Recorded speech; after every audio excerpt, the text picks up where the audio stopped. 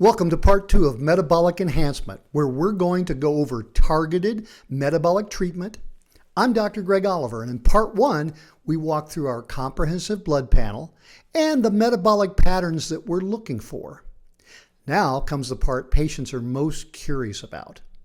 What do we actually do about these things once we find these abnormal findings in our metabolism?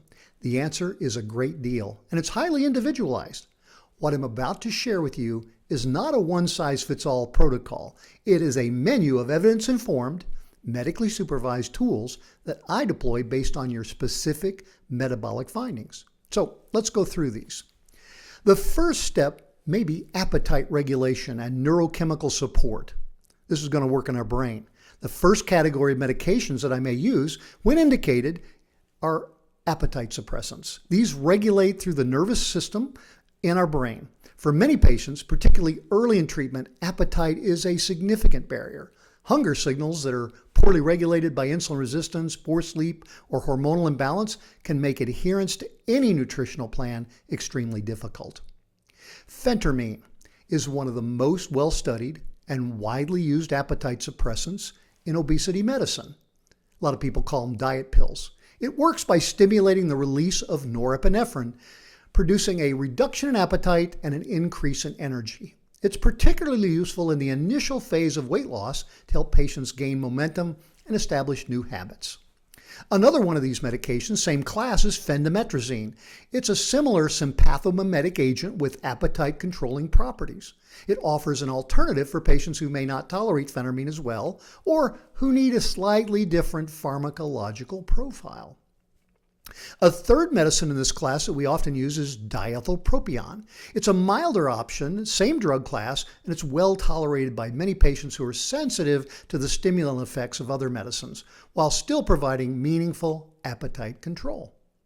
These medications are used thoughtfully, at appropriate doses, with careful monitoring, and always a part of our 5-factor comprehensive program.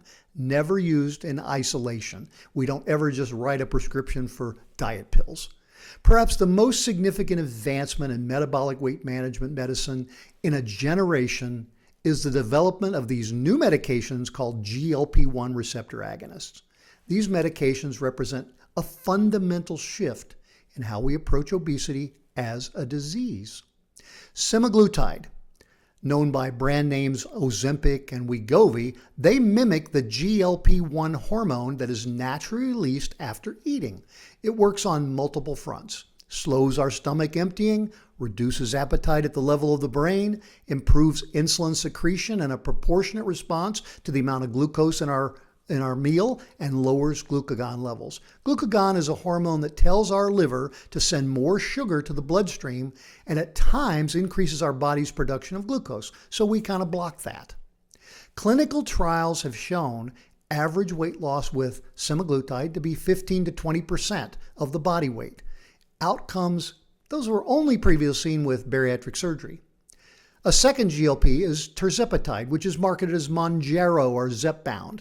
It goes one step further, acting as a dual agonist for both GLP-1 and GIP receptors. This dual mechanism appears to produce an even greater metabolic benefit, with trials showing an average weight loss approaching 20 to 22% of the body weight in some populations.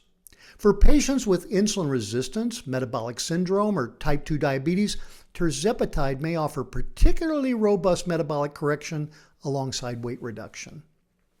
New GLP-1 and additional receptor agonist combinations are coming out soon. Retatrutide is currently in the queue by one of the large pharmaceutical companies.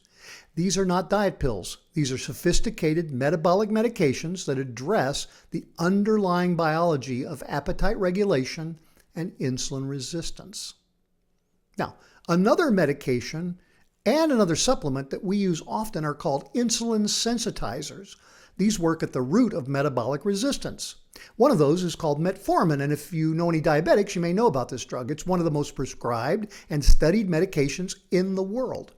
Originally, it was developed for type 2 diabetes. Metformin works primarily by reducing liver glucose production and improving insulin sensitivity at the cellular level.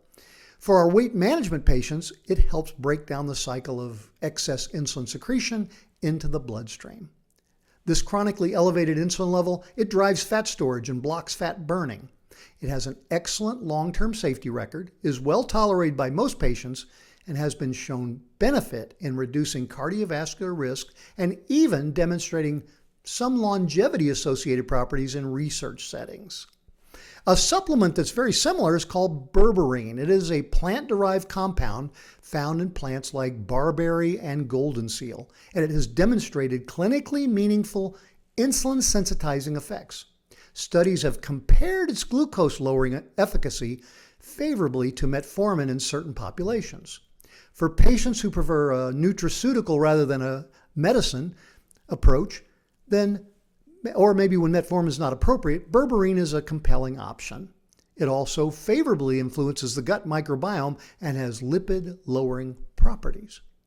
Another medication we often use, Topiramate, and it's a medication originally developed for epilepsy and migraine prevention, but it has a well-established role in weight management. So much so that it's one of the components of an FDA-approved combination medicine for obesity called Qsymia, where it is paired alongside phentermine. Now, Topiramate appears to work through multiple mechanisms relevant to weight. It modulates appetite signaling. It might reduce the reward response to food in our brain and has some evidence on direct effects on energy metabolism. So patients who struggle with compulsive eating, carbohydrate craving or binging, or have not responded adequately to any other intervention, we can add Topiramate, and it's a valuable addition to the protocol that we're using along with our 5-factor approach. As with all medications, we individualize the dose and monitor closely for tolerability. Beyond pharmaceuticals, we incorporate targeted nutritional support to optimize metabolic machinery at the cellular level. We use commonly B12 injections, and it's essential for energy metabolism, neurologic function, red blood cell production. Many patients, particularly those on metformin, which can deplete B12 levels over time, or those with absorption issues of B12 are functionally deficient even when standard testing may appear normal. Replenishing B12 can meaningfully improve energy levels, making physical activity more sustainable and motivation more consistent. These have really added a lot of energy to our patients. We add 3 powerful compounds to our B12 injections, which include methionine, inositol, and carnitine.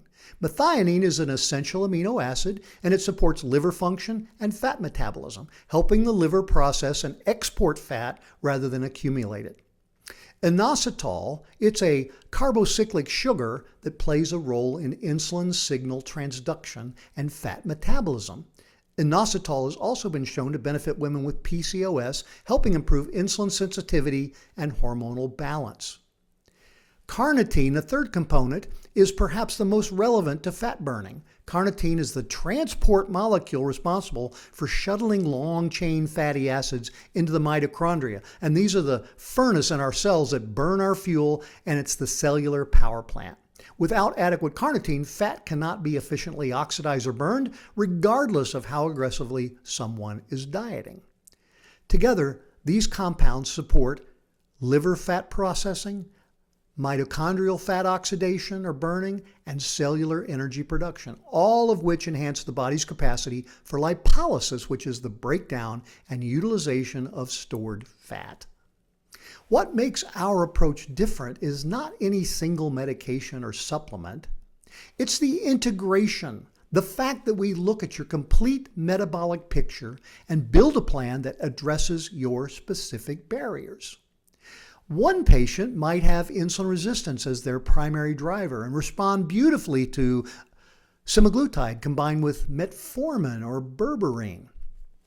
Another patient may have low testosterone that, once we get that optimized, unlocks fat loss that had been biologically impossible before. Or a woman with PCOS and elevated androgens may need a combination of inositol, metformin, and careful hormonal support before her body will respond to any dietary intervention. Or an older patient with a subclinical thyroid dysfunction may find that addressing that one single variable of low thyroid function can change everything. Weight loss is not a moral challenge. For millions of people, it is a metabolic challenge, one rooted in genetics, hormones, and the complex biology of energy regulation. Our job as doctors is to find where your system is working against you and use every evidence-based tool at our disposal to restore balance. That is what Factor 3 is all about. Just going to an online site to get a GLP-1 medication might let you lose some weight, but we see hundreds of patients who've learned that randomly treating this complex disorder with only one factor will lead to total weight regain when the drug is stopped. If you haven't been to a doctor who orders and reviews your comprehensive metabolic blood test yet, you need to go back and start over. Without an analysis like this, treating weight issues is just a guess. The path to lasting change begins with knowing exactly what you're dealing with. So, hopefully that helps with metabolic functions. Leave a comment below. Let me know where you're at on your metabolic issues or if you struggle with a particular metabolic problem. My next video will be about Factor 4, hormone optimization. We'll dig deep into that. Thank you for watching, and I'll see you in the next video. Bye now.